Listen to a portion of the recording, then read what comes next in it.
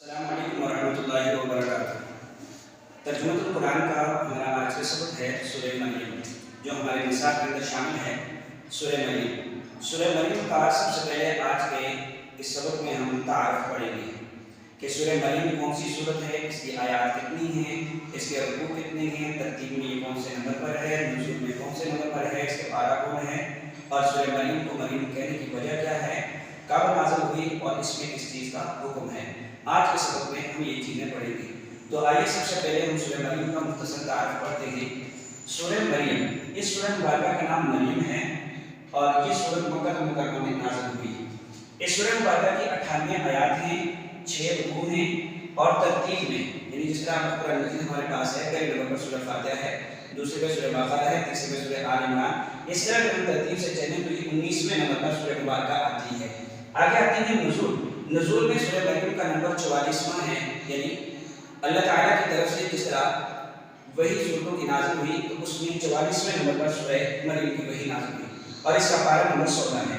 اس میں ہم نے سب سے پہلی چیز جو کہی تھی کہ سورت کا نام مریم ہے، تو سورہ مریم کو مریم اس لیے کہتے ہیں کہ اس سورت مبارکہ میں حضرت مریم علیہ السلام کا تذکرہ تفصیل سے کیا گیا ہے۔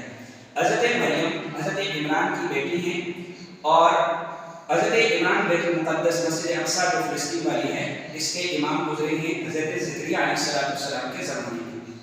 اللہ کی طرف سے انہیں اولاد کی صورت میں بیٹی دی گئی، پہلے اولاد نہ تھی۔ قرآن مجید میں سورہ مریم میں اس کا تذکرہ موجود ہے کہ حضرت عمران کی بیوی نے اللہ تعالیٰ کے حضور یہ دعا کی کہ اے اللہ، اگر آپ نے ہمیں اولاد دی، ہم اپنی اس اولاد کو آپ کے اس گھر مسجد اقصی کی خدمت کے لیے وقف کریں گے۔ اللہ کی شان دیکھیے کہ جس وقت اولاد کی امید ہوئی تو ان کے خامد یعنی حضرت مریم کے جو والد تھے وہ فوت ہو گئے۔ تو اب والدہ تھی جب زچگی ہوئی تو دیکھا کہ بیٹی ہے، قرآن مجید نے تفصیلی تذکرہ کیا ہے، تو بالآخر انہوں نے اپنی اس نیت کو پورا کیا کہ حضرت مریم کو مسجد اقصی کی خدمت کے لیے وقف کر دیا۔ حضرت مریم جو تھی وہ اپنے خالد حضرت زکریا علیہ السلام کی زیر کفالت پر کچھ پاتی رہی۔ جب بڑی ہوئی تو ان کی رہائش جو تھی مسجد اقصی کی شرقی جانب تھی، جس کو آج بھی عیسائی لوگ جو ہیں آپ کا قبلہ مانتے ہیں، اس طرف ایک حجرہ تھا، اس میں رہتی تھی۔ تو اللہ تعالیٰ نے بغیر خامد کے انہیں بیٹا دیا حضرت عیسیٰ علیہ السلام۔ تو ان کا وہ تفصیلی تذکرہ ہے، اس لیے اس کو سورہ مریم کہتے ہیں۔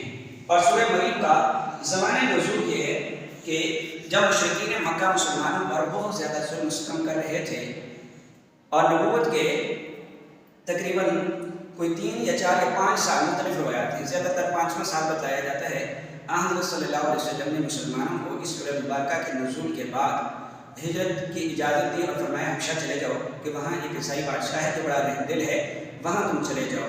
تو اس موقع پر یہ سورہ مبارکہ نازل ہوئی ہے۔ تو اسلام میں سب سے پہلی جو ہجرت ہوئی وہ ہجرت حبشہ تھی۔ اس میں پہلی ہجرت میں یہ نبوت کے 5ویں سال ہوئی۔